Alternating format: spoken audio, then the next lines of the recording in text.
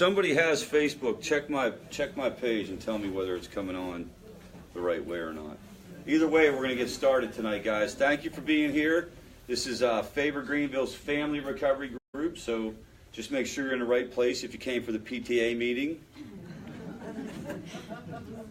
I used to go to a lot of different meetings. When I first started going to 12-step meetings, I was, very, very self-conscious. And when I would go to a place to look for a 12-step meeting, I would tiptoe in and, I would say, is this an AA meeting? Not for me. Just here to do a survey. Now I'm at the point where I can walk in, I'll walk right into PTA meeting and go, is this the Alcoholics Anonymous meeting? I've come a long way with that process. And it does happen because you go to meetings in different places, you're not always sure where you're going. But by way of orientation, this is a family recovery group. So if you're in recovery yourself, you're more than welcome to be here. It's not a problem at all, but if you share tonight or you bring up a topic, try to remember what we're doing tonight is to try to get the family in touch with different things that they can do to deal with this issue, or any kind of perspective that might be helpful for the family to understand what's going on. So sometimes we'll have people who are in recovery and they'll sort of start kind of sharing like it's a regular recovery meeting. If that happens, guys, don't be offended, but I'm going to cut you off. And I'm going to ask you not to do that. We have an all-recovery meeting every day at noon where that type of sharing and that type of exploration would be completely appropriate. I have a bunch of different... Well, let me tell you real quick about who I am and a little bit of my background before we go into what the topic can be tonight, because there's some new folks here. This is sort of who I am professionally. A lot of different degrees, a lot of different credentials. I've been in the field for about 17 years. And, you have to do this if you want to practice. You have to do this if you want to work in different settings. So I've run outpatient clinics, inpatient clinics, halfway houses, community mental health, that type of thing. But more important to that, I'm also a person in long-term recovery.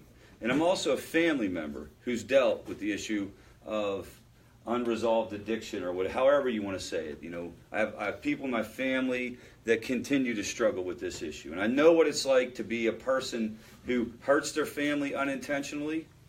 And I also know what it's like to be a person on the receiving end of that hurt. So tonight I'm going to talk to you from my perspective, what I've learned over years with my training and stuff like that. But I'm also going to talk to you from the heart, from my own personal perspective.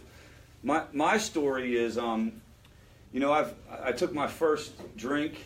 My first drug was alcohol, and I took it around the age of 14. I don't even really remember the exact incident or anything like that. I wasn't one of those folks who instantly fell in love. For me, it happened slowly but surely over time. This is in the 1980s.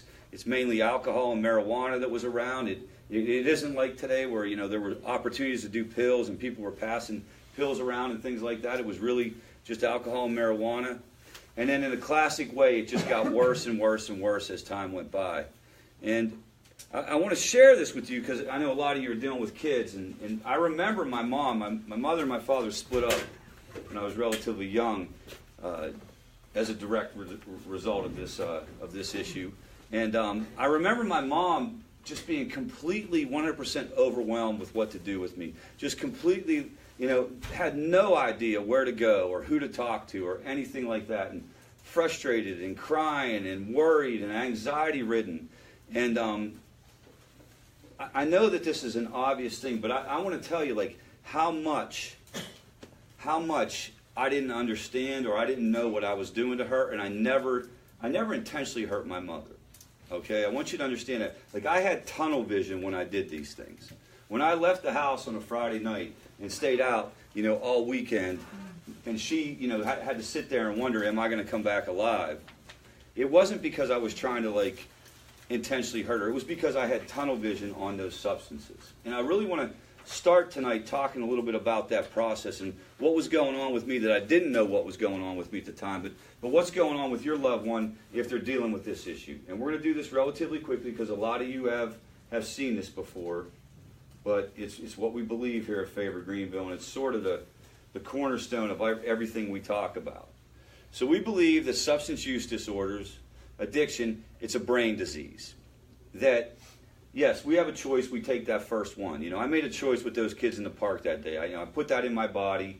that kind of thing. Now, you could say that I wasn't prepared for that choice. No one had ever talked to me about anything. I was, the culture of drinking just was what it was in Western Pennsylvania at that time, at least in my family. But, I still made that choice to put that first substance in my body. But what I didn't know was I was setting off a process. And again, it didn't happen immediately, but I was fundamentally changing my brain. And this is important that we take as much time with this topic as we can, because this may be the most important thing that you consider tonight, especially if you're new to this. Especially if you're new to getting educated around what you're dealing with in your family. It's not willful behavior. Over time, this neurotransmitter called dopamine, it starts to become depleted. And it starts to become depleted because as you flood your brain with dopamine, the brain, it corrects that process. It self-corrects. I don't know if you noticed, but the toilet out front, it says out of order on it. One of the men's rooms has it. That's because the toilet overflowed and we had to shut the water off. Okay? That's exactly what happens to your brain. When you use these chemicals, you flood your brain with dopamine. You flood your brain with dopamine. You flood your brain with dopamine over and over and over again. And at a certain point in time, your brain will shut off the production of dopamine. For some of us. Not for everyone. I mean, you all probably know somebody who was, I'll speak for myself. I know many people who were maniacs, kind of like in college. They did things, they made me look like a Boy Scout. But whenever the time came, they stopped. They got married, they did what they needed to do, they didn't continue doing the behavior. Their brain had not changed. My brain did change. And what this leads to, guys, when you're walking around and you're sort of dealing with this, you become desperate to get a hold of the substance because it's the only thing that can make you feel normal then. You're not even using at that point to have a party. You're using at that point to feel normal. Now, I want to go on the record and tell you that it's not an excuse for any of the behaviors that go on.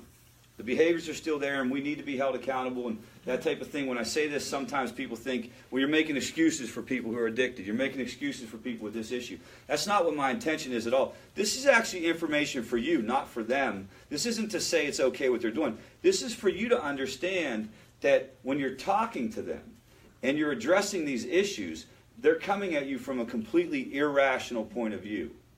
Somebody else is driving the ship at that point. And so you're not going to talk them into doing the right thing. You're probably not even going to consequence them into doing the right thing. You can change your behaviors, and we're going to talk about that tonight, that might influence them. But this isn't one rational person talking to another rational person. It may not even be any rational people at that point, right? You guys know what I mean. Now, come on. Family members are capable of getting irrational too, right? Getting angry and speaking in tongues. Saying completely outrageous things. Making threats that you have no intention of following through on. Everybody's done stuff like that. So, one rational person trying to talk to another rational person is not what's happening. So, you have to kind of keep that in mind as you go through this. Now, I want to stop here for a minute and see if anybody has any questions about this, especially if you're new, if this is your first time here, or if you're relatively early on in this process. Does anybody have any questions about what happens in the brain or about this issue of addiction being a brain disease? Or any comments? So are you saying that the left side, a person might lack? You said they have too much dopamine. That's just... Yeah, so what happens is, in a very unsophisticated way, let me show you what goes down. So it's kind of like, let's just say for sake of argument that 10 is a normal amount of dopamine. Okay. All right? And that I'm walking around at a 10. Actually, we'll do it this way. I'm going to tell you, some people think that those of us who became addicted, we were even born with less dopamine. It's called the dopamine deficiency hypothesis, but it's not 100% proven. But let's say that I was born with an 8, okay? And I'm walking around, and I get a hold of, for me it was alcohol. And that first time I take the drink, it pumps me up to a 12. Okay. And let's say I do that, this isn't something that happens the first time you use, but let's say I do this repetitively, and I keep flooding my brain. This is dangerous. It doesn't want that going on. So what it will do is it will lower the production of baseline dopamine. It'll take me from an 8 to a 6. You see that? Because that's not good. That's dangerous. So the next time I use, I go up to a 10, and I'm already getting a diminished effect. But then the brain corrects again. It takes me down to a 4, and so on and so forth. And now I can only get up to a 6. And that's what happens over time with the depletion of dopamine. And dopamine is the neurotransmitter that allows us to feel pleasure. It allows any kind of pleasurable activity. This conversation, if you guys have a good time at group tonight, it allows you to experience that. If you're hungry and you eat food, it allows you to experience that. If you eat chocolate, it's all about dopamine. So if you're walking around and you're completely depleted, you're now in this desperate state. And you got to remember, most of us, when we're in that state, we're not educated. We don't know what we're dealing with. All we know is that we feel this way. So where are we going to logically go to fix that? If you're a person who's been around drugs, if you're a person who's been around alcohol, you're naturally going to go to drugs and alcohol to try to fix this. So you're going to get into this desperately seeking kind of process. And that's whenever all the head scratching stuff happens, all the use despite clear consequences, all the stuff where people say, why would they do that? That is crazy. Why did he do that? It's because he's not coming at it from, I just want to party and have some fun. Now, if you mix in other substances like opioids that has a physical withdrawal to it as well, that makes it even more difficult. Alcohol has a physical withdrawal to it as well. That also makes it more difficult. Does that answer your question? Is it? You good? Who else has a question or comment about this? Yes? What if the person is depressed also? So I'm going to talk tonight about depression. So if a person is depressed or anxious or has gone through trauma, there's also this concept called reward potential. It's the payoff for using the substance, right? So if I use the substance, I'm getting something from it. That's why human beings go back and do it again. If I'm depressed and I use certain substances, and not only does it give me the dopamine hit, but it also kind of pulls me out of my depression, and maybe I'm able to get some things done, and maybe I'm able to get moving, that would also make it more likely that I would want to go back to it. Because we're going to go back, I said this today in a meeting, the first time I used substances, it wasn't like, if it had been like, the experience would have been like getting tasered, I probably wouldn't have gone back and done more. The experience was very pleasurable. It had a payoff for me. For me, the other part that I didn't know that I was dealing with is it helped me deal with the unresolved trauma of growing up in an alcoholic home and all the craziness that goes on with that. It helped me deal with that, so I had relief. So absolutely, if you have anxiety, depression, trauma, there's going to be this payoff that makes it more likely the person's going to go back as well. And it's like double trouble. Yes, ma'am? So, I know different drugs are different as far as effect and all that, but like my husband had a prescription for 180 10 milligram Norcos. He would take all of those plus like 5 milligrams. He'd buy them on the street, and he did that. That was like a 5-year addiction to those. He also still doing the meth and all the other stuff, but he just literally decided one day, he told the doctor, I don't want to take them anymore. And said, don't write me another prescription. And he literally he went through withdrawals, like 10 days, and was done. But then he's still using, so why can he quit that and not the other?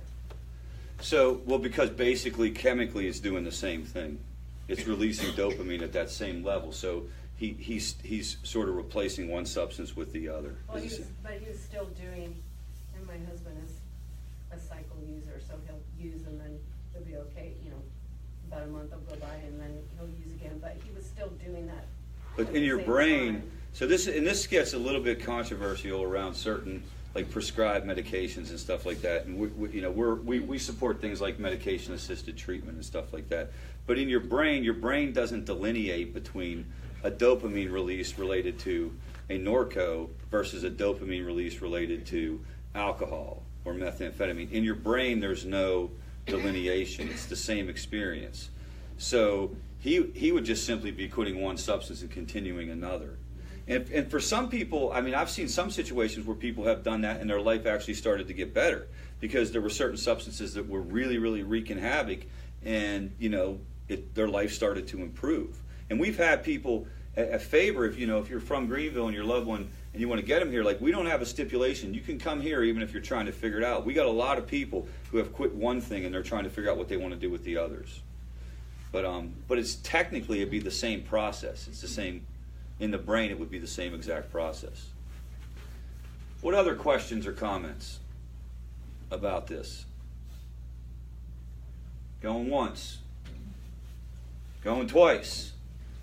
All right, so how do you know whether your loved ones dealing with it? We've done this before. These are the criteria. This is the best we can get in terms of diagnosis. It's a little bit of an inexact science because it's very, people will try to explain these things away, right?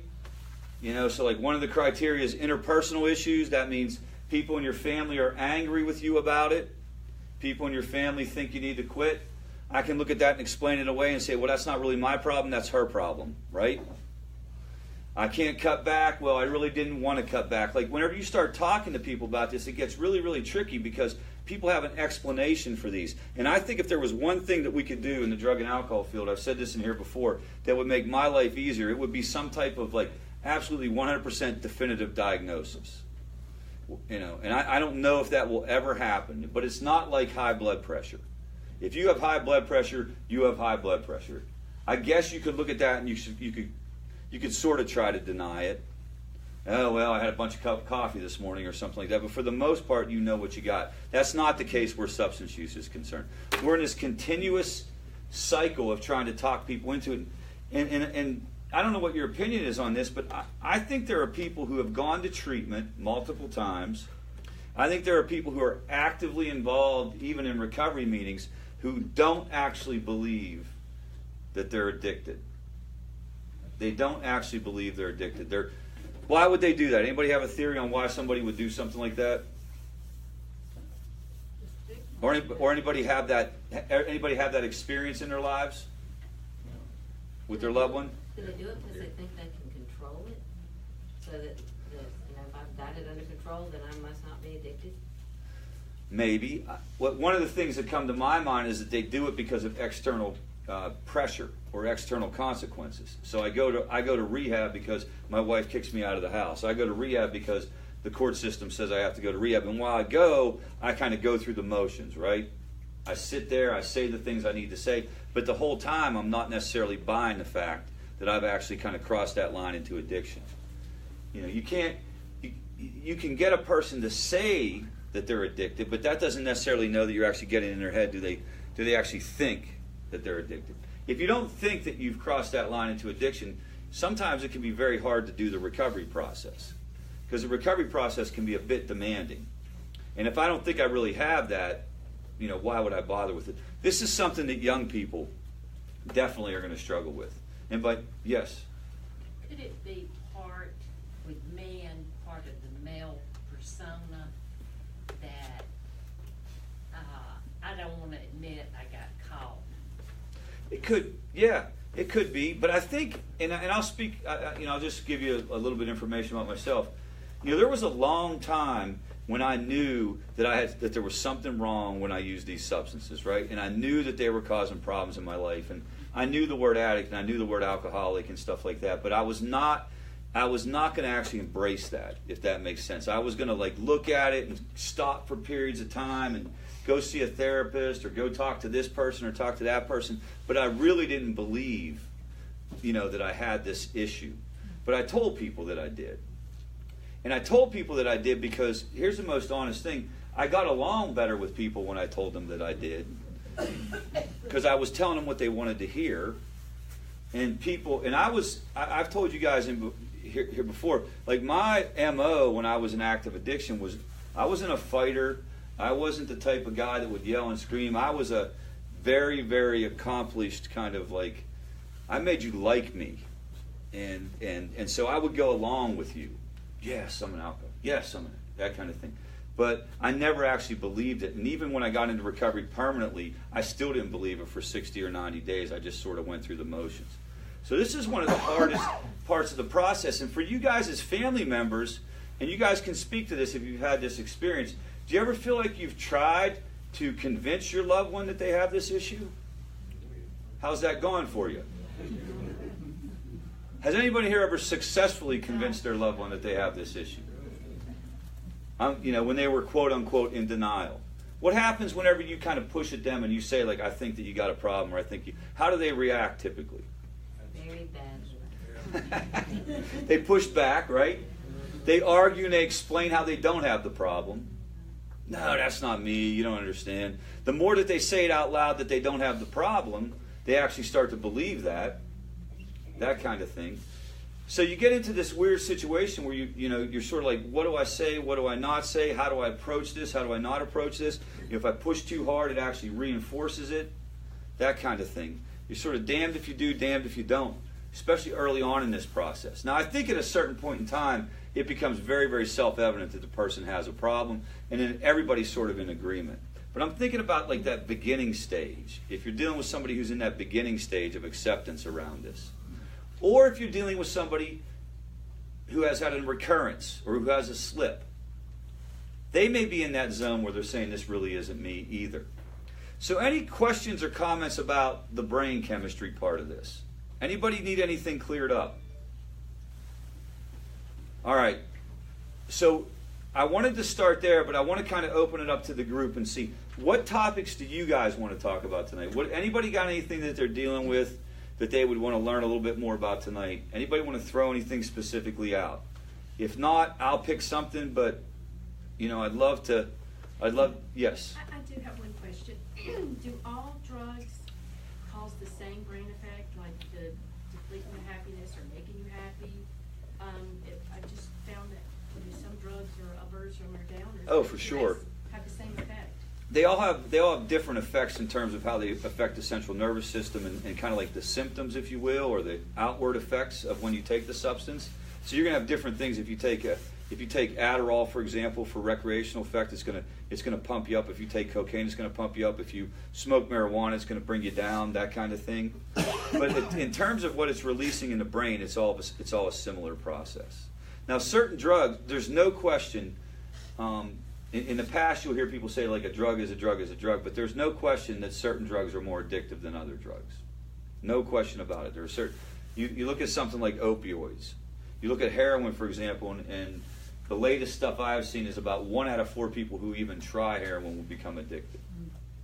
And in that data set, they're talking about people who've even tried it one time, that kind of thing. Highly addictive. Something like marijuana, it's about 9%. So. And then you also look at the danger levels associated with certain substances. And I'm not at all saying it's okay to smoke marijuana or anything like that. That's not what I'm doing. But there's a reality to the situation where certain things are going to be, maybe up here and other things are going to be right here. And they affect you differently, but essentially it's the same part of the brain that's producing that euphoria, right? That euphoria comes from the production of dopamine. What else? Yes. You mentioned Saturday you might talk about team building. So, you want to talk about team building tonight? How we build a team? All right, let's pull up this again then. So, we'll start by talking about team building, and then maybe we'll move into boundaries and stuff like that. So, when you start talking about what do you need to do to kind of do something about this issue, let's see if this is it.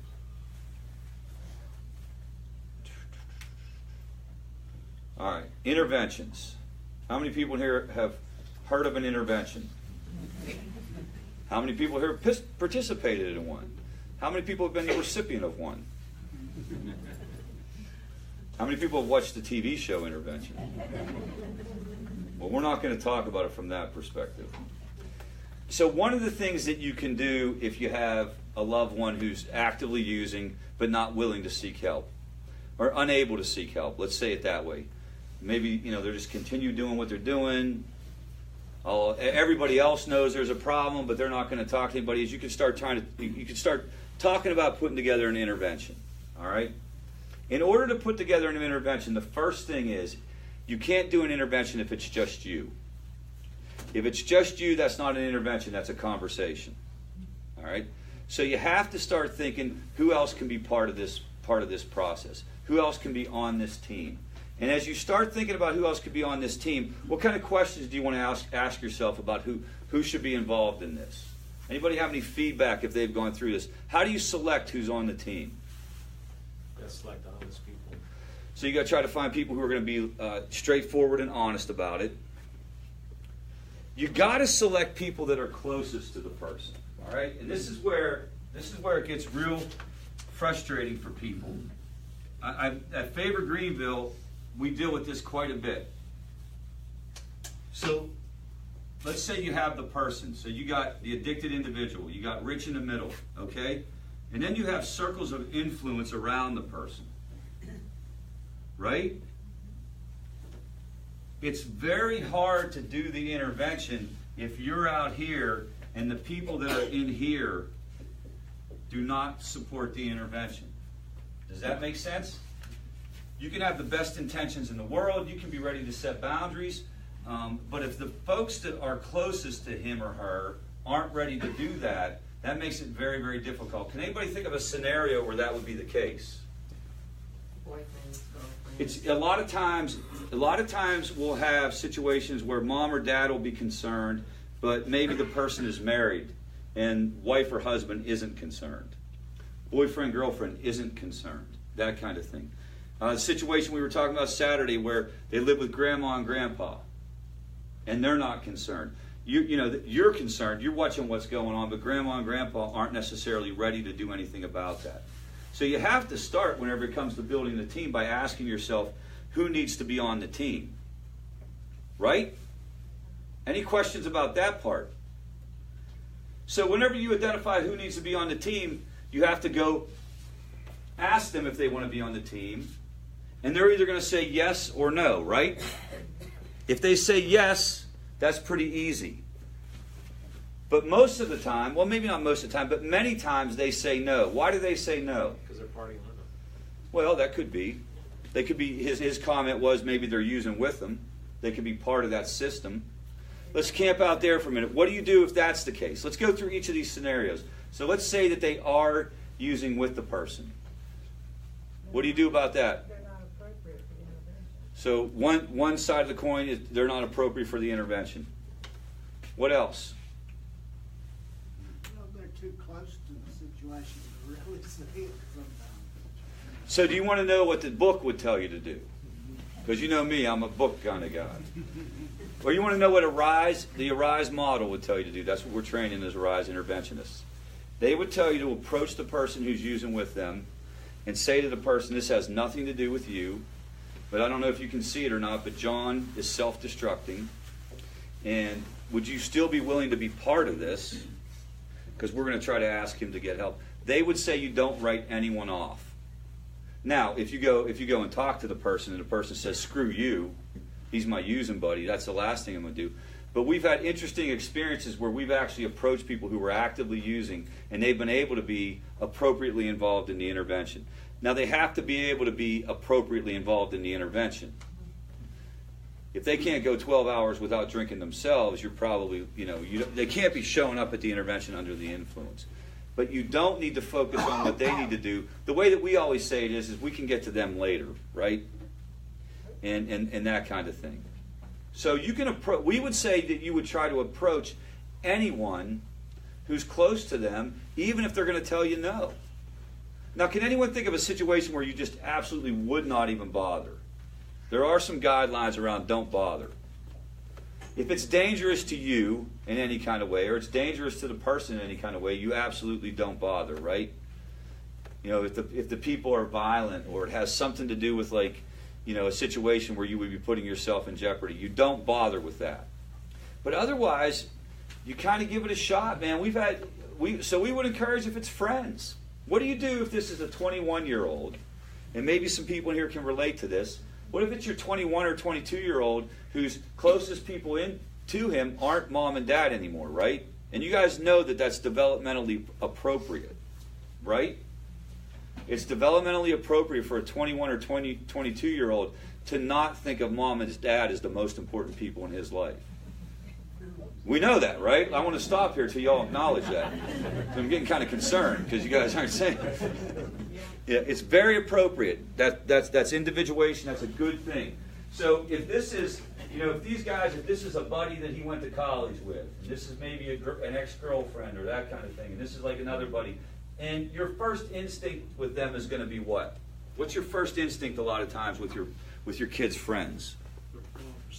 They're part of the problem. I mean, you hear it all the time. They're part of the problem. They are the problem, that kind of thing. But we would encourage you to look a little different about that.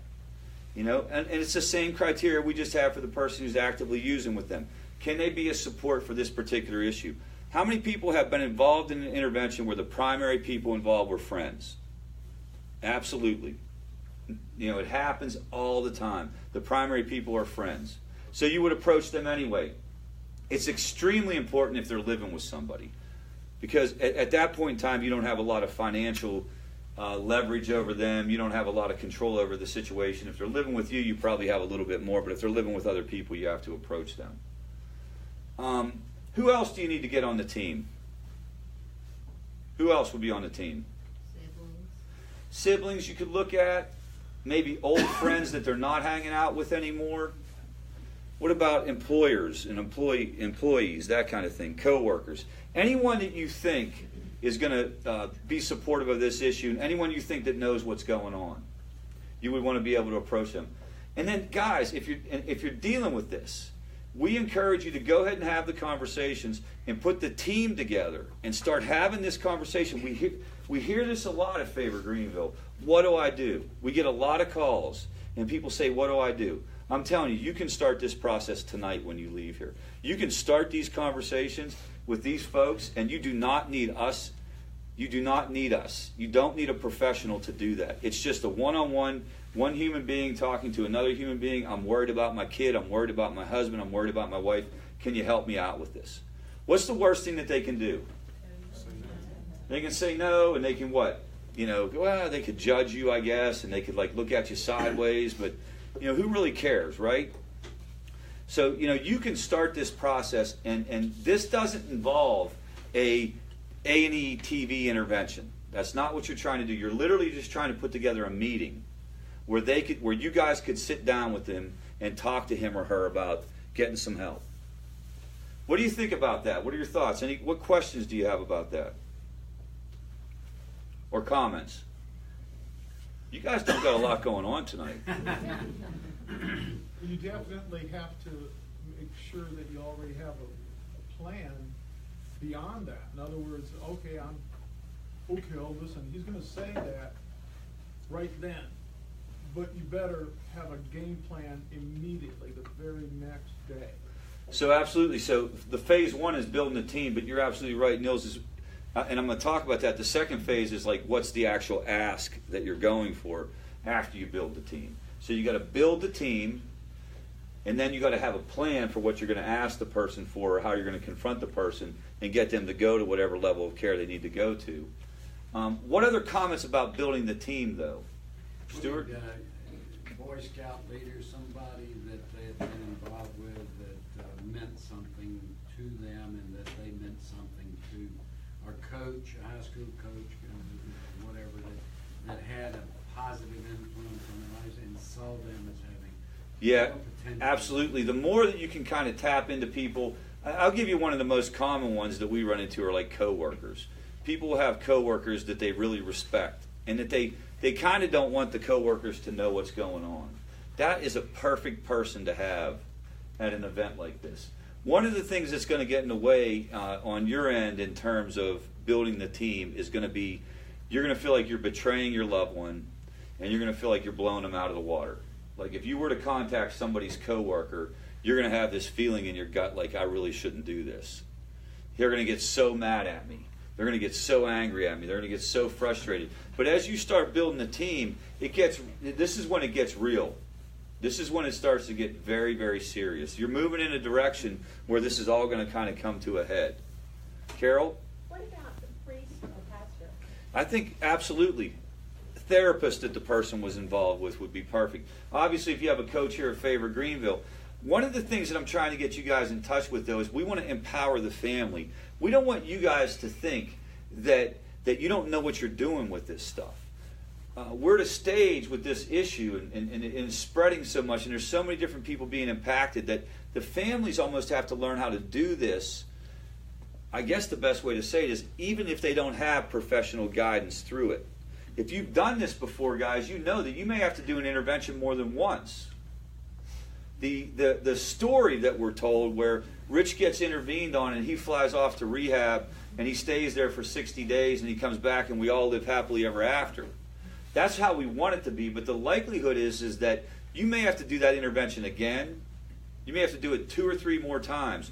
So the more that you learn how to get people on board and the more that you learn how to have those difficult conversations, the more empowered you are and the more that you're going to be able to help your loved one yourself as you go through this. Now I'm going to talk about if you need to take it to another level. Suzanne? One of the things a couple of family med coaches have told me is that they are very concerned about the right languaging and wording to use at, when they have a group. How do you make sure that the people there use the right verbiage to communicate with the level of mental health concerns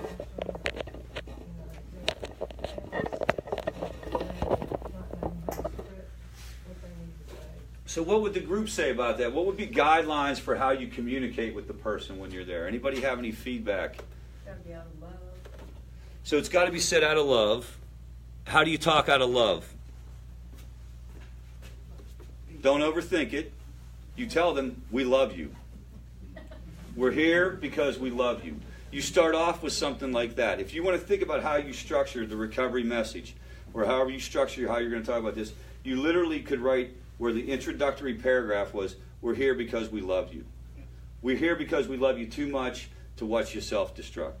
We're here because we love you and we can't stand by and let you die. Whatever your language is, whatever your particular language is, but you literally start with that. Yes? I was just going to say, before you get to the intervention, most likely you've already had those conversations. I would have with my son. I would have already tried to have those one-on-one conversations, and if that did not work, or he didn't make a move to go to rehab or whatever, then this would be the next step. So by the time you're getting to this point, your loved one should already know. But your loved one doesn't. But that's a great wrong. point. But your loved one doesn't know what these other people think. Yeah, and the other point to that is when you talk about engaging with their friends, and this kind of goes along with what he was saying about having a plan. If you engage one of those friends and they go and tell your son or your loved one that they're trying to get me to get in on this, then you could face a controversial, you could get in an argument over that. Right. Just trying to What if here's the thing, there's a million reasons not to talk to their friends. There's also a million reasons not to talk to their girlfriend. You follow me? It's not going to be perfect. So what I would do is you would always use your best judgment. And you would say, that kid is definitely going to tell him. So I'm not going to talk to that kid. But I guess I'm encouraging you to think a little bit differently about it and kind of widen your lens on who could possibly be there. Under the idea that, the more different voices saying the same thing, the better likelihood you are to get through to the person. If it's just me and I'm talking and I'm saying, you got this problem and I love you, man, but you got to get help because last Thanksgiving you stole my car and gave it to the dope man. All right? You like that? Kind of a relatively common occurrence scenario, And it's me saying it to him. What can he do? He can look at me and he can sort of explain it away. Man, that guy's overreacting. He's always out to get me. But what if there's 2 other people? And what if it's a coworker? And what if it's a therapist? The more voices you get involved, the more likely they are to. And I want to stress one more thing again. I'm encouraging you guys to try to start feeling comfortable with doing this. Because if you rely, here's a couple things I'll tell you. If you rely on a professional every time to do this, it's going to cost you a lot of money, right? Right? And you got to understand, I used to make a living as an interventionist. And so I'm saying that, if you rely on a professional every single time, and this is a chronic disease, would we all agree on that? This is a chronic disease where slip-ups or recurrence or whatever you want to call it is the norm, not the exception. I tried recovery 4 times before I found permanent recovery. 4 concerted efforts, and starting at the age of 27 through the age of 31, okay, where I actually tried this thing. Not BS efforts, like real efforts. It's just the nature. How many people here have ever tried to change anything?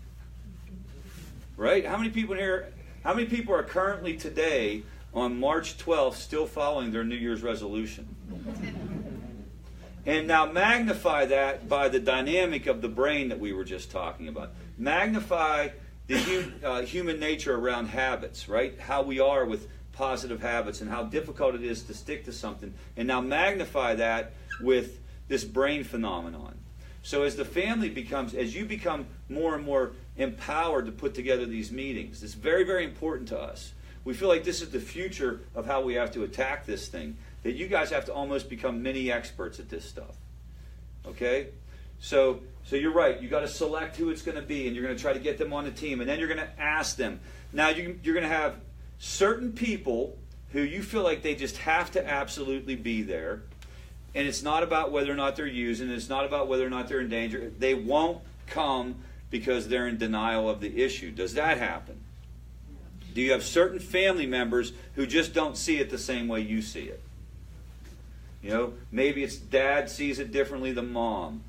Maybe the wife sees it this way and the mom sees it this way. Frank? Rich, in my recovery and then trying to help people, you know, say you have a dinner party every month or so and you have a few drinks too. Well, that person is going to fight back against that. They're going to point the finger at you. And who are you to try to say anything? Right. Yeah.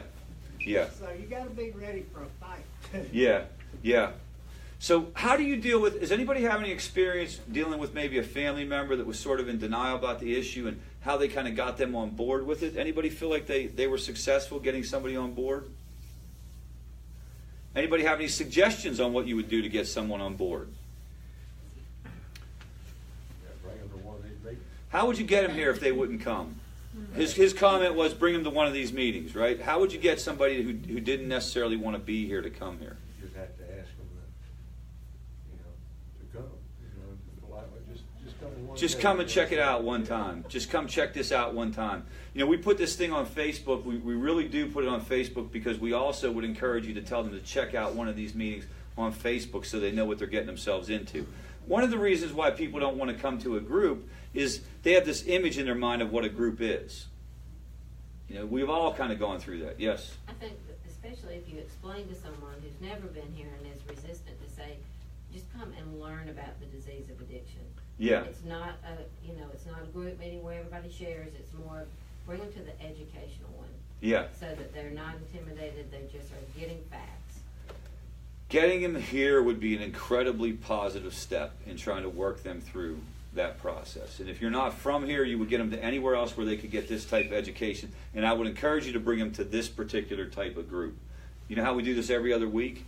And then I would encourage you to come up, and I shouldn't put this on Facebook because it'll blow up the secret, but I would literally encourage you to walk up to me while we're getting ready for group and say, I brought so-and-so, it's their first time here. Because I will talk directly to them. Do you follow me? I will tell, because what they need to get in touch with is that this is beyond the person's willpower. This is beyond the person's just decision making, that this is actually like a disorder, an issue in their brain, and unless we start working together, this isn't going to magically go away. This isn't going to magically go away. So getting them here. Carol, did you have something to say about that? We decided the best way to get someone to an intervention is a blueberry pie. Oh, yes. Yes. You know, that's the common way they get people to come to interventions. They tell you you're going to get a birthday cake over at Grandma's, right? And then you walk in and everybody's sitting in a circle and that kind of thing. How else would you deal, you know, and really, there's no right or wrong answer to this. This is really a brainstorming session. How else would you deal with this issue? You know, you've identified a person very close to so-and-so. You know, it's his wife, and his wife is okay with his using it. His wife just doesn't see it this way. How are you going to get them involved? You're going to try to get them here for education, right? You're going to talk to them about it. You're going to try to be kind in getting them here. What else can you do about it? I think we indicate that we're all part of the problem. There's not usually just one person's problem. Yeah. We're responding badly too. I know we've talked to our son and said, we're committed to this. It's not a knee jerk anymore. We're making the commitment of being here every week and working with someone. And you know, if we're doing it, and if it means that much to us, shouldn't it matter to you? And, yeah. And just knowing that we're committed, if right. that makes sense, and that we recognize it as a familial problem rather than you're the problem, we have to fix you. Yes, absolutely. We all have to take some credit. So we all are in recovery. We're all working on some type of recovery. Make it a team effort. I'm going to make one other suggestion around somebody who's dealing with denial, and I'm going to encourage you to kind of like think this through. It may or may not apply to your situations, but a lot of times when we have somebody who's very close to the situation, who's maybe in denial, and then we have a person kind of on the next ring out who thinks there's a problem. And then this person will always call the person on the next ring out to share what's going on. He did it again. I can't believe he did it again. But yet they don't want to recognize. All they want to do is kind of talk about it. You were talking about this on Saturday. You were saying you get these phone calls from his grandparents. So, you know, the phone call comes in, he did it again, you got to do something. What I would do is I would say to them, I'm not taking these phone calls until you come to me with group. Like, in other words, if you don't want to learn how to solve this problem, if you don't want to learn what you're dealing with, then you're going to have to figure it out on your own. Do you guys get that? It's almost like you have to set boundaries with the family members who are sort of unwilling to look this thing in the eye. And you have to change. You know how we've talked about it's like a baby's mobile. Any part of the system moves, the whole system moves.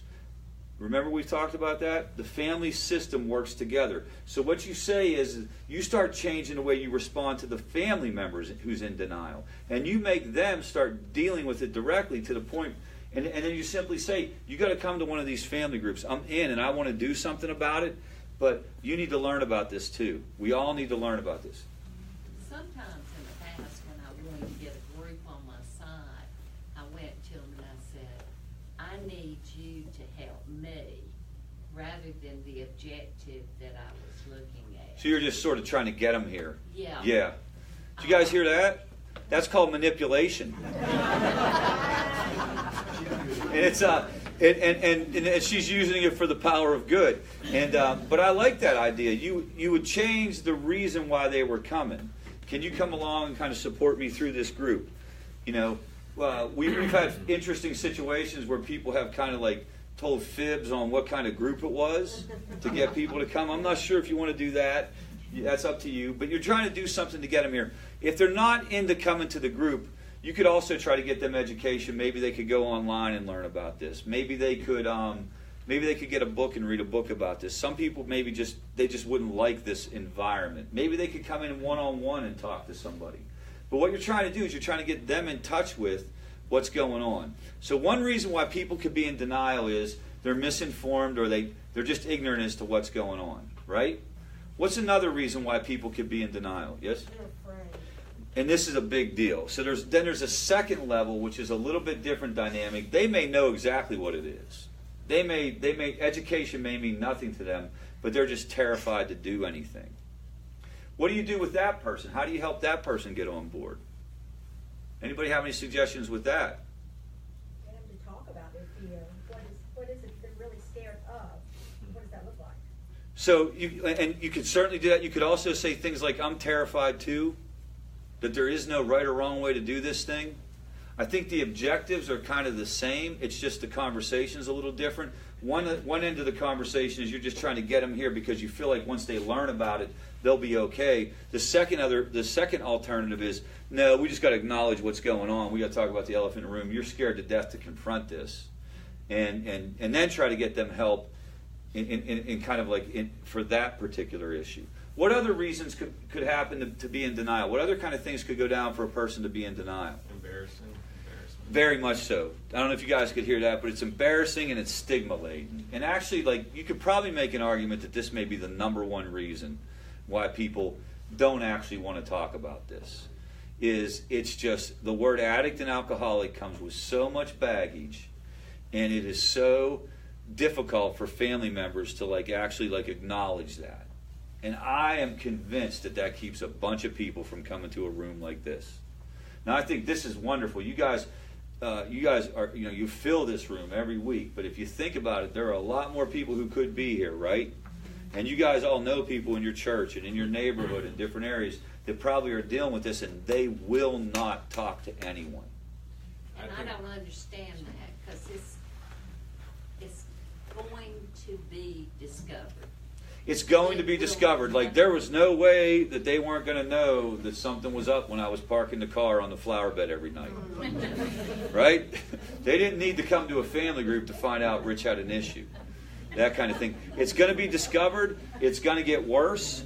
Did you guys hear that? Because that's extremely important. You know, this is, if this is addiction, by definition, it's going to be progressive, and it's going to get worse, and it's going to explode one way or the other anyway. So maybe that's a way to try to get people there. Maybe, again, trying to get them alternative information. But I feel like the stigma and the embarrassment and shame is probably one of the top reasons.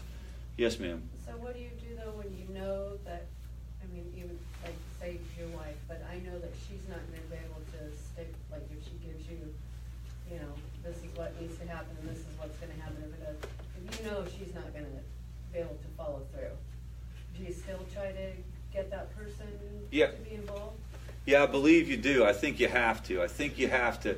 There's a lot of situations that you can look at and you can say to yourself, well, this isn't going to work out. They're not going to follow through. Or you can say, if we ask this person to get involved, so-and-so is going to get angry. We would say you want to try to go through with it anyway. You can talk yourself out of doing anything. Or excuse me, you can talk yourself into doing nothing around this issue. And that's what most people do. I don't know if you guys know this or not, but 90% of folks with this issue don't ever get any help. They don't talk to anybody. Nothing happens. I think a lot of that has to do with the family as well. We just don't talk about it. We cross our fingers. I mean, what are the options? If you're dealing with this in your family, like really, what are the options in all the universe? You can do nothing, right? You can literally just cross your fingers and sort of hold on and see what happens. Let's just see what happens. You can, what else could you do? You could confront the person, yell and scream at the person, throw coffee cups at the person, try to threaten them into change, right? You can negotiate with them on some boundaries.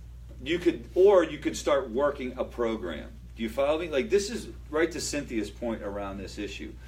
What I'm trying to say is that, like, this is going to go down one way or the other. You're not going to wish it away. And so as you go through, and it's all imperfect, guys. It's such an imperfect process. If you've been through this, you know this. It is. We want recovery to be linear, right? We want to, like, you go to and you live happily ever after. But it's more like a mess. It's one step forward, two steps back. It's just this crazy process. And so I would say, when in doubt, do it. Invite them. Get them here, even if you're not sure they're going to follow through. What other comments about building the team? I'm going to talk about building a plan, but what other comments about building the team or dealing with a family member to know? Yes? I don't know if this really answers your question, but I just have a question. This close person, the spouse or the girlfriend, who's just in denial, is not supportive, but somehow you still get the loved one to rehab. Okay? Yep. But she or he is so upset about it, they even bother him in rehab trying to get him to come out. Yeah. He successfully completes rehab, but goes back to that situation. Any idea how to deal with that? So, you guys hear the question? Is this a husband and wife? Girlfriend, boyfriend together, real tight relationship. Family intervenes, gets the person to go off to rehab, but so-and-so comes right back to that situation. Anybody have any advice about that before I weigh in? Carol? I did that. My husband, we did it with my daughters, his daughters, we did an intervention. We hadn't been married that long, but, so he went to rehab and he was supposed to be there 3 months. And I called him like 8 weeks or 9 weeks into that. I said, please come home now, please come home now. Oh, Carol, you did? I did. Oh my goodness. Carol's a family recovery coach too. Okay. I did. I begged him to come home because I missed him so bad, and we were still in love. Yes, yes. And so he didn't. You came home early. He came home early, but he was able to stay clean. Okay. But he worked a really strong program after that. Okay. But I have to confess, I did that. Do you feel like you do anything to support them in any kind of way? We had for a long time. Okay. I don't know if you guys can kind of wrap your mind around, because it could be any scenario, but when you have a situation, especially in a relationship, you got Carol and her husband. You know, what Carol does in that situation is so much more important than anything that goes on with mom or dad. You guys follow that?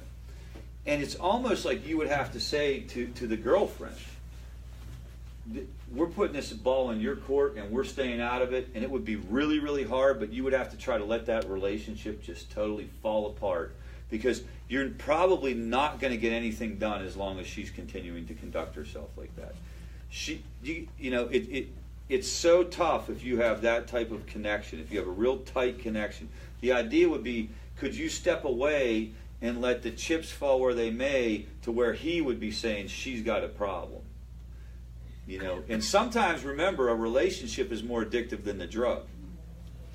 Sometimes a relationship is harder to break than a drug. But you guys are fighting a battle that you're probably going to have a real difficult time winning unless she... Now, I will tell you, in a situation like that, getting him to rehab does give it a shot, because it gets him away for that period of time. And then you hope that maybe something happens while he's away, where maybe the counselors can get to him, maybe they can impact him, that kind of thing. But you'd have to kind of like he'd have to see the difficulty of that relationship. Yep. And that usually involves some very difficult things, guys, around setting boundaries. And if there's grandkids involved, sometimes that involves taking custody of grandkids. Like, sometimes you got to pop it off before the person will ever see what's going on. I had a situation with an intervention that I did in Alabama that was just like that. And we had to basically get the kids taken away by an outside system. And once the Children and Youth Services became involved, this person was so agitated with the other person that the kids had just gotten taken away that it changed his outlook on the relationship. And the outcome there has been different since that happened. But here's the problem. It was excruciatingly difficult for those grandparents to do that and get the authorities involved. It was super hard for them to do that. They felt like they were betraying their son. They felt like they were terrible people. They were just laden with guilt around this issue. So it's not like that's easy, but you'd have to start kind of thinking strategically about that. You know, and that's a judgment call, right? Because you could try to just do rehab again and see if he sticks and stays this time. You could try to do something like that. But all these situations, you're using your best judgment. It's not, there's no textbook to go to that says, page 84, here's what you do in this situation, guaranteed success, that kind of thing. Anybody else have any advice for a situation like that? Or thoughts? Just whether he could stay in more of an extended program than coming straight back. You give him a little bit more time to process some of these thoughts. So it's really difficult. I've been on the receiving end of those. I can tell you something right now. This isn't an uncommon situation where you have somebody coming. I've been running the rehab where that was the receiving end of it, and I've talked to people where you were just looking at the situation. You were saying, no doubt, this person is horrible for you, but it's you can't get them to do extended care. You can't even get them to do the whole primary program because they bolt. Because Carol's on the other end saying, "Come home, please," and they come home. Very, very difficult. Did you want to? Yes. So do we buy food because we have called DSS? We know nothing, and there's no food, and there's no car to go to a food bank. So the food, the kids are in there. You've already called DSS. We would buy food. I would buy food. The question was, do we buy food? We've already called DSS. That kind of thing. Yes, I would buy food. That kind of deal. If DSS is getting involved, this is going to start to pop off. That kind of stuff. But the grandkids are there, so I would do that. Anybody have any other advice for that? Tough situation. Tough situation. Gotta buy the food. Don't send them money. Yeah, that food, if it's cash, probably doesn't wind up with milk and bread. All right, so that's kind of like building the team. Let's talk about building the plan. All right. So as you go in, so you do one thing. The first thing you're doing is find out who's going to be on your squad, who's going to help you with this conversation. Let's just say, for sake of argument, it's going to be at least 3 of you. Can we all agree with that? You got to do an intervention. You got to have 3 of you. All right. You're all in agreement. You're now going to sit down and remember, the message is going to come from a place of love. We're concerned about you, Rich. We love you. We want you to consider getting help. All right. So if you're here tonight, and this is probably an unfair statement, but if you're here tonight, it's probably reached a level where the most appropriate thing for the person to do would be to get involved in some type, maybe even some type of residential program. You don't know that for sure, but the severity of the situation will kind of lend itself to the recommendation. And if you talk about being an interventionist, when I was an interventionist, we always started off where you're going to rehab. It was always that severe. But I can't say that across the board for everybody in here. I don't know everyone's situation. But you kind of got to get this idea of what do we think we need to do. Let's just say, for sake of argument, this person needs detox, he needs rehab. All right? You want to start your homework and try to identify that before the conversation. Does this part make sense? How do you find a rehab? You call Favor. Don't call me personally. Call this number. Okay? We're going to have these cards up here. We can help you find a rehab. That's a very, very good idea. Other ways that you can help locate a rehab. You can ask word of mouth. You can get advice from other people. But you're going to have to probably start calling and describing to these places. And again, we'll help you with that. But even with that, the more you empower yourself with that, the better. If we keep going back to this theme of family empowerment, and it's kind of like you have to become like an educated healthcare consumer. You have to start learning about this and being ready for this. So you start identifying the program, and then here, this is very much a Rich Jones kind of like concept or idea. You shoot high, so you want to sell the car for $50,000, but they're only agreeing to do intensive outpatient. You take intensive outpatient.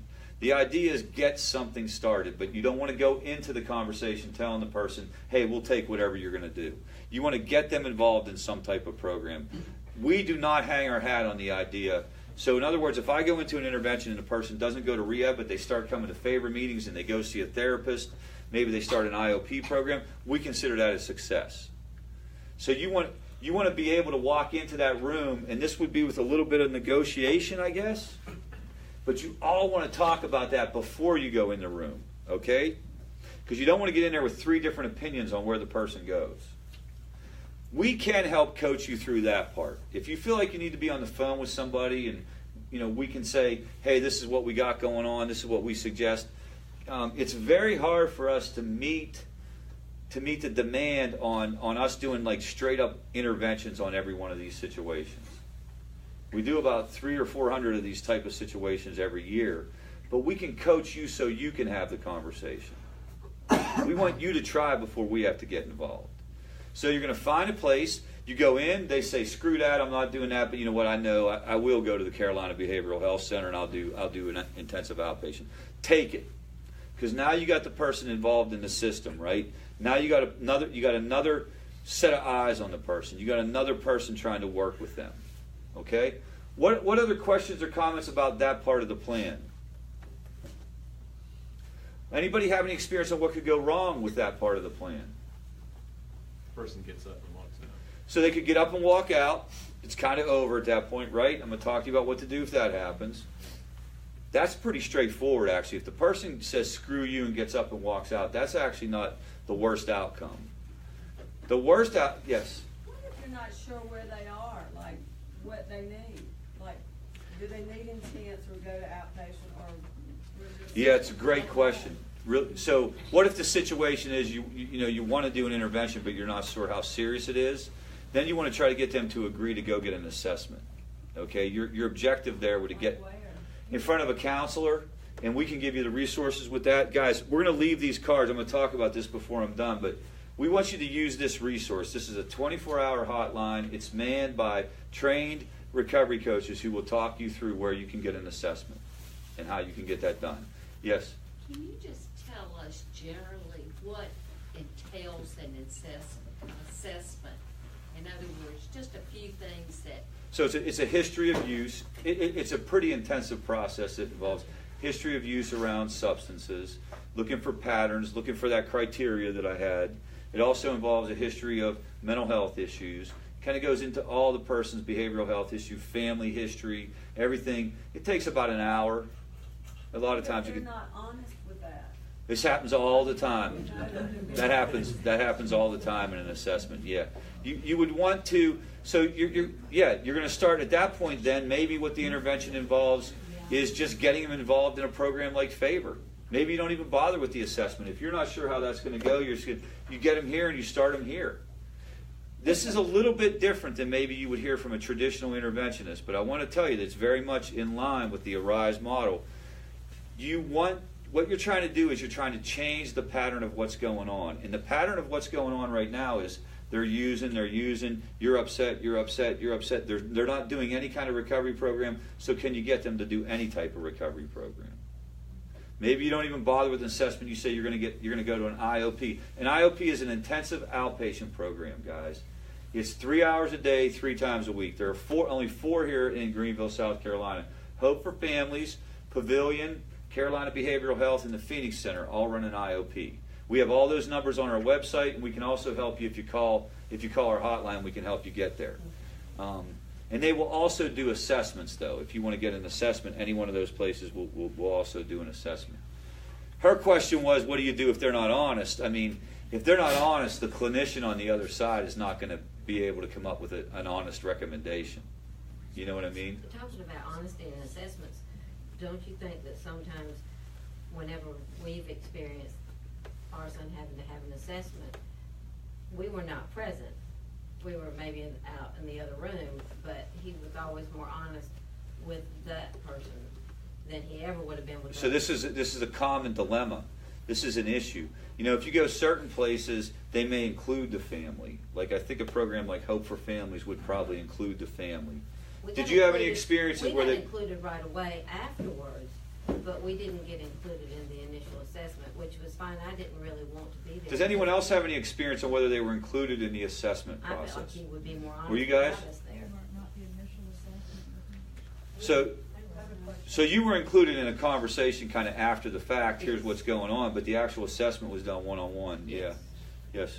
So family was in on the assessment. He just basically lied the whole way through.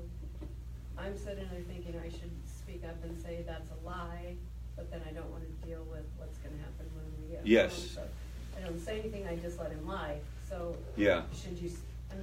Do you guys hear the question? So the question is, what if you're even there? Should you contradict what the person's saying? Now you were worried about other kind of issues because he was violent, even right? At the doctor, I mean, the doctor would say, are you a smoker? Do you do drugs? No. And I feel like I need to say that's not true, because then we're talking about health issues that, we're trying to deal with, and he's still not being honest. So yeah. Where do you? What does anyone? I don't think you ever do anything to put yourself in jeopardy. So I think your judgment in a situation like that, is sound, because you've shared with me that he was a volatile guy, right? So you don't want to do anything to put yourself in jeopardy. But we would say, if I was sitting there, and if the person was saying something that was completely not true, I would say something. I would just say something. Now the problem is you're probably not even going to get included in that process. You're going to be brought in afterward, and they're going to say, "We talked to Rich. Here's what we recommend." And then you might get to throw your 2 cents in, but the assessment has already been done. So that's a very, very frustrating experience. We've had situations where we've done interventions, and we've got the person to the intake, and they've said, "We can't take you. We can't take him." Why not? He drank 2 times in the last year. Really? He drank 2 times on the way over here today. That kind of thing. So, I mean, that's where it gets, and that's where your backup plan of can you get them involved in anything starts to come in. You can even have these conversations, guys. Somebody said they already started talking to their loved one one-on-one. You can even do it one-on-one or in small family, where it doesn't have to be even an intervention. It's just can you start doing something about this? If you start the conversation, you're continuously saying, "We love you. We can't just stand by and watch this happen. We love you. We can't just stand by and watch this happen." Whenever you're doing this, it just breaks my heart. You talk about yourself, and it makes it harder for them to argue with you. That kind of thing. Make no mistake, they still will, right? People still will. They will get argued. Remember, you're dealing with a brain disease. They're not thinking clearly, but you're just trying these different things to kind of move the conversation along. That kind of thing. Should you be the one to call for them to get help, or should they be the one? Well, you can call to find out things. Great question. Should you call, or do they have to call? You can call to find out, do they have space? Does the program have a bed?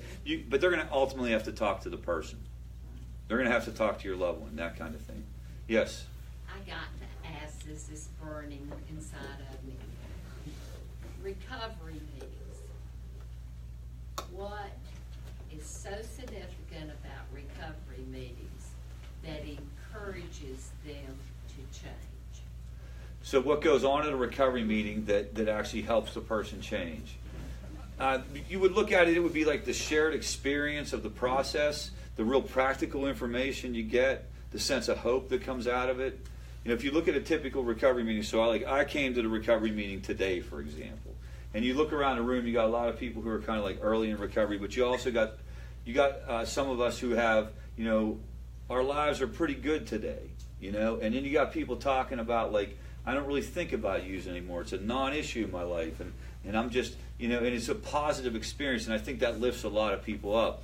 Whereas if you're not going to groups like that, and it doesn't have to be a favorite group, it could be a 12-step group, it could be a group therapy experience, but when you're around other people and you're talking about that, I think it lifts people up, and they tell themselves, I can do this. It's almost like character building. To a certain degree, it can come in. I'll tell you the thing that it did for me more than anything is the first thing I would say is without question, it gave me a roadmap to not pick up a substance for one day. Do you follow me? Like, it gave me a roadmap. It was the first time that anybody had ever laid it out like that. The people that were telling me about it, I could tell that they had done the same type of stuff that I was done, and I was literally like, okay, that's how you do this thing. Okay? And so it was very practical in nature. And then the second part of it was very hopeful. I don't know how else to say it. Like, you know, you would go and you would hear, you know, about people whose lives had changed and things like that. And you felt really good about that. I don't know that it was character building in that sense, but it was definitely edifying. It was definitely uplifting. Just like this, I can't help but feel like there's a tremendous self-remorse when you're in the throngs of this, and to go to a meeting sort of pulls you out of that. You get a lot of support from people who've come through similar situations. So think about, like, if that is, you know, Cynthia's comment was there's probably a lot of self-remorse, and there is once you kind of come to. When you're in the middle of it, there isn't, because you're just on automatic pilot. You know, so if your loved one is not showing remorse, that's not uncommon, because their brain sort of has to recover before they can start showing remorse or make amends, that kind of thing. We talked about this last week. But absolutely. And then you look around and you hear other people's experience, and you're kind of like, okay, I can get through that. But I'll tell you, you know, there's a lot of stuff that goes on at meetings that isn't helpful. You know, there's a lot of stuff that goes on at any meeting that I've gone to. Thousands of meetings, all different types of meetings, any type of recovery. And I've been to a bunch of meetings that were absolutely horrible. Okay? But even in those meetings that were like overall horrible, there were one or two people or one or two things that were said that I felt like was worth my time to be there. That kind of deal. You know, especially early on in recovery when your brain is recovering, when you're trying to heal. And this is one of the things that you're going to be faced with, guys. This is one of the hardest parts of this process. You can't make them do this, right? You cannot put them in a headlock and drag them to meetings. But I got to tell you, the people, you got to be doing some type of aftercare after you come out of a program. You got to continue to do this. The statistics say you got to do this for 5 years. You know, I say do it forever kind of deal. I was at a meeting today. I went to a meeting here, obviously, but it was very accessible to me. And but if you look at the relapse rates, they go down, and then they go way down after 5 years. So if I was to tell anybody, like, it's go to meetings. You don't have, you know, if you're not even going to do this for the rest of your life, hammer away on it for 5 years, you know, to really, really kind of get past that process. You got to remember, the brain has to heal, man. Like, we have to kind of program and rewire. We've been operating this way for a while. Some of these substances are pretty heavy duty, right? And they have an effect. So being around people, getting around other people, getting practical advice. Depending on what meeting you go to, there's an emphasis on spirituality, for example. You'll hear that. And that was, for me, that was a big part of my recovery. You know, I got that from going to a meeting and meeting people but it's very hard. People will resist going to meetings, right? If you have a loved one, if they've gone off to rehab, frequently they come back and they kind of have this stance of, I'm good to go. They don't really want to go, that kind of thing. All kinds of different things get in the way of attending a meeting. Gilligan's Island's on, right? That kind of stuff. Anybody know what Gilligan's Island? Did they show Gilligan's Island down here in the South? Okay, all right. Can a person come to the 12 o'clock meeting if they're still using substances? Yes. It'd be beneficial if they weren't high when they were here, but we've had that happen too. But you can, her question was, can a person come to our 12 o'clock meeting if they're still using? And absolutely. Absolutely. Actually, we feel like that's to a certain degree our sweet spot, because we're really good at welcoming and working with people who aren't even sure what they want to do yet. Yes? Yeah, just to address that, my daughter did come to a meeting under the influence. There were people here who we didn't recognize it, they did. And they started an intervention process that day and got her into, helped get her into rehab by the weekend. So, one of the hardest, one of the things about, it's like, isolating yourself. If you're dealing with addiction and you're isolating yourself, that's about the worst thing that you can do. So we would say come no matter what the conditions are. Come if you're not sure. Come if it's an imperfect process, and just get it. Just come and check it out. That kind of thing. But all right, so and I'm sorry, guys, we don't get the whole way through that whole topic of maybe doing an intervention. But do you feel like you got enough information, if you're dealing with this, that you feel comfortable starting the conversation? Okay, next week what we'll talk about is how do you get us involved if you need, we call them level 3 interventions. Level 3 interventions are it's written down on paper, you read, that kind of thing. It's very formal, very intense. We do have the ability to do those, and we'll talk about that next week. But I want to use the last 10 minutes of this group to talk about what you're doing for yourselves, all right? I know this is real counterintuitive when you come to a group to kind of think about family recovery being taking care of yourself. Family recovery being actually focusing on yourself and what you can do, and what would be the goals of family recovery. Anybody want to weigh in here? What are the goals of family recovery? Okay, here's a goal. Don't have a stroke. Okay? Sleep a little bit better at night. Stop experiencing gastrointestinal symptoms. Somebody shared that they had an ulcer. Somebody shared, I don't know where it was, maybe it was Saturday, that they felt like they had gotten an ulcer from the worry and from the anxiety around this issue. Be able to sleep at night, be able to have a certain quality of life even though you're dealing with this issue. That's very, very counterintuitive to a lot of folks, because a lot of you are here to try to what? Get your loved one better. You want them to get better. But what we want to tell you is that we want you to take care of yourself, because as you take care of yourself, it actually increases the likelihood that your loved one's going to get better. Somebody over here shared and said, we're coming here no matter what. They should know that you're here, guys. They should know that you're going to continue to come here, and you're going to come here no matter what, because you're going to work on yourself getting better. Now, if you've done this for a while, is anybody willing to share what their experience was around getting better themselves? Not how your loved one got better. Anybody willing to share that? What it was like for you? Joni. Well, I started coming 4 years ago and would literally cry just about the entire meeting. Some of you remember that. I didn't know how to take care of myself. My whole focus was on my son. By continuing to come, you find that you do. I didn't know that addiction was a disease, even though there was lots of alcoholics in my family. But coming and learning that I wasn't alone, I felt very alone. None of my friends had ever said anything to me about their children using drugs or drinking too much or having a problem. So coming here and being around other people who shared similar emotions and problems, and listening to them, of course listening to Rich,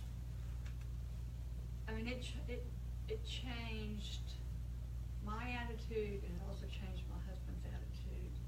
And it changed, of course, the way we dealt with our son. Because we had done everything wrong. We did the best that we could at the time with what we knew. But we had done so much wrong for 10 years. It was so refreshing that, we started, like Rich was saying earlier, that when one family member starts to change, it's like that baby's mobile. And that did begin to happen. And I think the most refreshing thing, after we'd been coming a couple of years and our son was in recovery for a good while at that time, was when he would call and say, "Did you go to family recovery?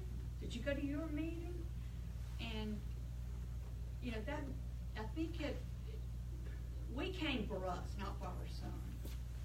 But I think it meant so much to him as well that we were coming. That, our spousal relationship was falling apart because we couldn't talk about anything other than how terrible our situation was. And we did nothing for fun. We never went to a movie or out to dinner. Everything was so focused on our son. And we learned here, we've got to take care of ourselves. You got to take care of yourselves separately. You got to take care of yourselves as a couple, okay? And if you listen to what Joni said, there's a couple things. So, one is, Cynthia asked earlier what happens in a recovery group. You could ask the same thing about what happens in a family recovery group. And it's a very similar process.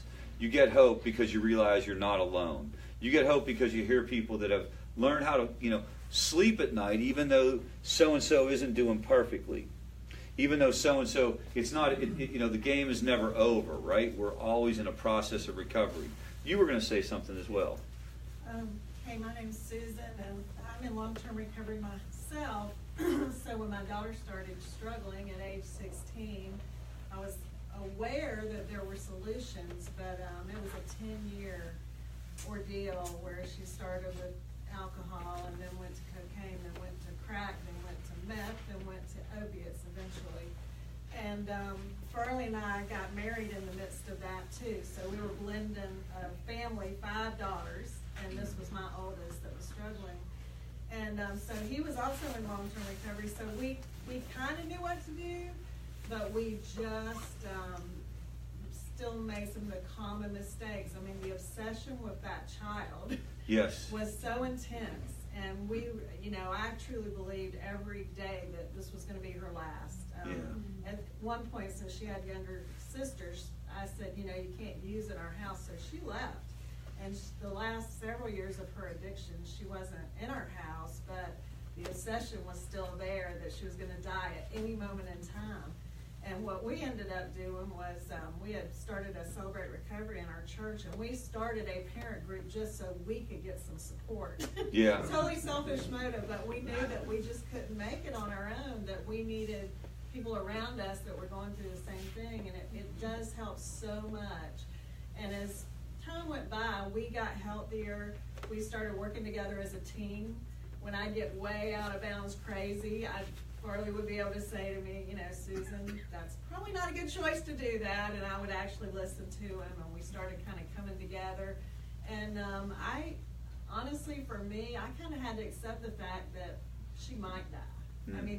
That was a possibility. Yeah. Especially working in the field, I saw it all the time, and I had to kind of accept she might die.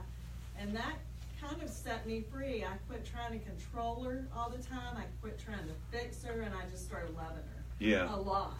Yeah. And very loving, very non-directive anymore. Just, I'm here. If you want help, I'll take you. But that was kind of the nature of our relationship at the end. And the really neat thing is she's in recovery now 3.5 years. And she did the same thing with her boyfriend. She drew boundaries. She was able to detach from her boyfriend when he relapsed. And I saw her play out what we had learned to do with her. So it kind of came full circle. That concept of acceptance of the situation, and acceptance that you can't control the ultimate outcome of this situation. it's an essential part of trying to get a little bit of peace and a little bit of freedom from this issue. But it's heavy duty, right? Because we know that this does come, in today's world, this does come with a hard edge, right? There is a reality to this thing. But if you're able to kind of get there, then you are more likely to be able to experience a little bit of peace through the process.